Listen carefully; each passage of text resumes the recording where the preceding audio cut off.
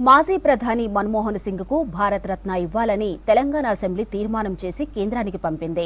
ఆయన మృతికి సంతాపంగా తెలంగాణ అసెంబ్లీ సమావేశపై నివాళులర్పించింది. ఇక మన్మోహన్ సింగ్ దేశానికి చేసిన సేవలను కొనియాడారు నేతలు. త్వరలో ఆయన విగ్రహాన్ని పెడతామని, స్కిల్ వర్సిటీకి మన్మోహన్ సింగ్ పేరు పెడతామని ప్రభుత్వం ప్రకటించగా మన్మోహన్ తరహాలో పీవీ స్మారక చిహ్నం ఏర్పాటు చేసేలా కేంద్రంపై ఒత్తిడి తేవాలని విపక్షాలు డిమాండ్ చేశాయి.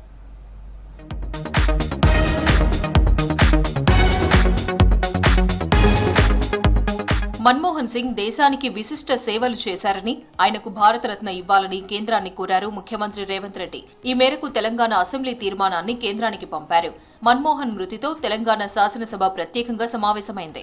సభలో సంతాప తీర్మానం ప్రవేశపెట్టారు సీఎం రేవంత్. 1991-96 మధ్య దేశ ఆర్థిక వ్యవస్థకు మన్మోహన్ సింగ్ ఊపిరిలూదారని అన్నారు రేవంత్. ఆయన ప్రధానిగా ఉన్నప్పుడే తెలంగాణ ఏర్పాటు సుగమమైందని చెప్పారు. దేశం ప్రపంచంతో భారత్ పోటీ పడేలా మన్మోహన్ పునాదులు వేశారని గుర్తు చేశారు. డాక్టర్ మన్మోహన్ సింగ్ గారు మన దేశంలో ఆర్థిక సంస్కరణలను రూపశిల్పి. 1991 మరియు 96 మధ్య కేంద్ర ఆర్థిక మంత్రిగా ఉన్నప్పుడు భారత ఆర్థిక వ్యవస్థను సరళీకరించి ఆర్థిక స్థితిగతుల దిశను మార్చే నిర్మాణాత్మక సంస్కరణలను అమలు చేయడంలో కీలక పాత్ర పోషించారు. జీవితాన్ని దేశానికి అంకితం చేసిన గొప్ప వ్యక్తి మన్మోహన్ సింగ్ అని అన్నారు రేవంత్ రెడ్డి. ప్రధాని సహా అనేక హోదాల్లో నిరాడంబరంగా జీవించారని చెప్పారు. మన్మోహన్ సింగ్ తెలంగాణ బంధు అని చెప్పారు. 60 ఏండ్ల మన కలను సాకారం చేశారని అన్నారు. ఫైనాన్షియల్ డిస్ట్రిక్ట్ లో మన్మోహన్ సింగ్ విగ్రహాలు పెడతామన్నారు రేవంత్. డాక్టర్ మన్మోహన్ సింగ్ గారు ఈ దేశానికి మాజీ ప్రధాని, మాజీ ఆర్థిక మంత్రి, మాజీ ఆర్బీఐ గవర్నర్, కానీ తెలంగాణకు మాత్రం ఆత్మ బంధువు. ఎందుకంటే 60 ఏళ్ల తెలంగాణ కళను సాకారం చేసిన నాయకుడు, ప్రధానమంత్రి హోదాలో తెలంగాణకు రాష్ట్ర హోదా కల్పించిన గొప్ప మానవతావాది. తెలంగాణలో ఆయన అనుబంధం విడదీయలేనిది, రాష్ట్రం ఉన్నంత వరకు మర్చిపోలేనిది. ఈ రాష్ట్రానికి పురుడు పోసిన డాక్టర్గా మన్మోహన్ సింగ్ గారిని తెలంగాణ సమాజం ఎప్పటికీ గుండెల్లో పెట్టుకుంటుంది.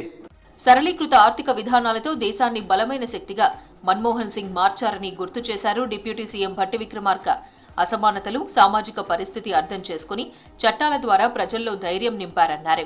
పాలనాపరమైన అంశాలను సామాన్యుడు తెలుసుకునేలా 2005లో ఆర్టీఐ చట్టం తెచ్చారని చెప్పారు. ఉపాధి హామీ పథకంతో దేశం గతినే మార్చేశారని అన్నారు. ఈ దేశంలో రైతులు పెట్టుబడి కోసం వారు తీసుకున్నటువంటి రుణాలు భారమై అవి కట్టలేక డెట్ ట్రాప్లో పడుతున్నటువంటి పరిస్థితిని అర్థం చేసుకొని దేశవ్యాప్తంగా మొట్టమొదటిసారి రైతులు తీసుకున్నటువంటి రుణాన్ని మాఫీ చేసినటువంటి మొట్టమొదటి ప్రధాని కూడా డాక్టర్ మన్మోహన్ సింగ్ గారు. మన్మోహన్ సిద్ధాంతాలతో దేశంలో నలుమూలలా మార్పులొచ్చాయని చెప్పారు మాజీ మంత్రి KTR. Simple living, high thinking అనే మాటలకు మన్మోహన్ సింగ్ పర్యాయపదమని అన్నారు.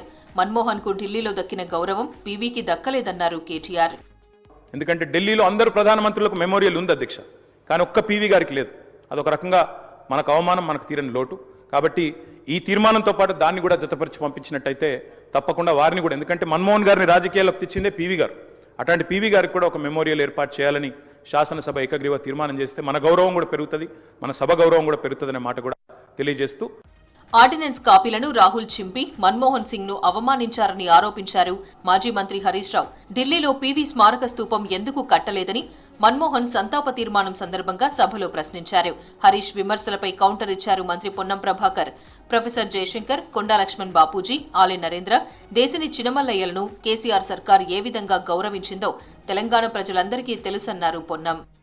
అంటే ఒక ప్రధానమంత్రిగా మన్మోహన్ సింగ్ గారు ఆయన కేబినెట్ నిర్ణయం తీసుకుంటే రాహుల్ గాంధీ గారు ఆర్డినెన్స్ కాపీలు చింపేస్తారు.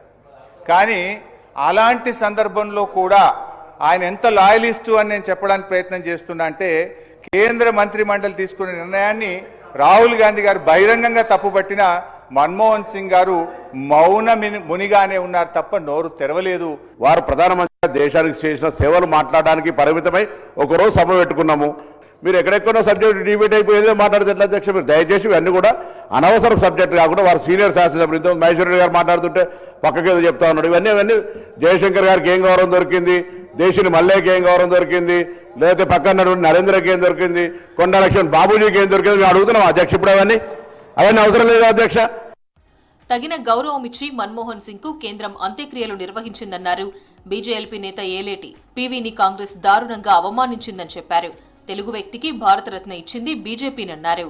అందరూ మాజీ ప్రధానమంత్రికి దక్కినటువంటి గౌరవమే మరి పివి నరసింహారావు గారిని కూడా మరి భారతరత్న గత ప్రభుత్వం ఇవ్వకుంటే భారతీయ జనతా పార్టీ మరి భారతరత్న ఇచ్చి వారికి గౌరవించి వారి కుటుంబ సభ్యులను ఆహ్వానించిన సంగతి కూడా గుర్తు చేస్తూ మరి వారికి కూడా ఇక్కడ ఒక స్టాచ్యూ నిర్మాణం చేయాలని చెప్పి మేము అడుగుతున్నాం. తెలుగు బిడ్డగా వారి స్టాచ్యూని కూడా ఇక్కడ నిర్మాణం చేయడానికి ఒక రెజల్యూషన్ మీరు పెట్టుంటే బాగుండేదని మాత్రమే మేము అడుగుతా ఉన్నాం అధ్యక్ష.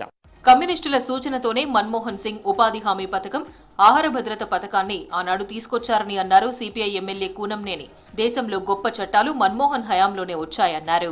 కోట్లాది మందికి ఇవాళ ఉపాధి కల్పిస్తున్నటువంటి ఉపాధి హామీ చట్టాన్ని పేర్కొనడం జరిగింది. సమాచార ఆర్టీఐ హక్కు చట్టాన్ని ఆనాడు ఆమోదించడం జరిగింది. అదేవిధంగా భూ నిర్వాసితుల సంబంధించినటువంటి ఒక గొప్ప చట్టాన్ని కూడా తీసుకురావడం జరిగింది. ప్రతిపక్ష నేత సభలో లేకపోవడంపై స్పీకర్ అసహనం వ్యక్తం చేశారు. సభకు రావాలని ప్రధాన ప్రతిపక్ష నేత కేసీఆర్ కు తానే స్వయంగా ఫోన్ చేశానని చెప్పారు అసెంబ్లీ స్పీకర్ గడ్డం ప్రసాద్ కుమార్. కేసీఆర్ కు ఈ సభ ఏం గౌరవం ఇచ్చిందన్న హరీష్ వ్యాఖ్యలకు సమాధానమిచ్చారు స్పీకర్.